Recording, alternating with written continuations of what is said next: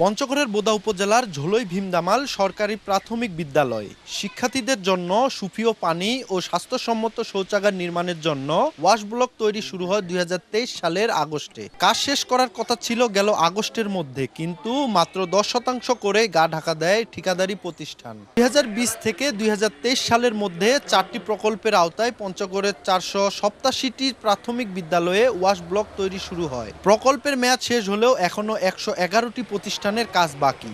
১ বছর ধরে বন্ধ থাকায় নাজুক অবস্থা শিক্ষা প্রতিষ্ঠানগুলোর। খোলা সেপটিক ট্যাঙ্কে দেখা দিয়েছে দুর্ঘটনার শঙ্কা, ভেঙে পড়ছে দেয়াল ও গ্রিল।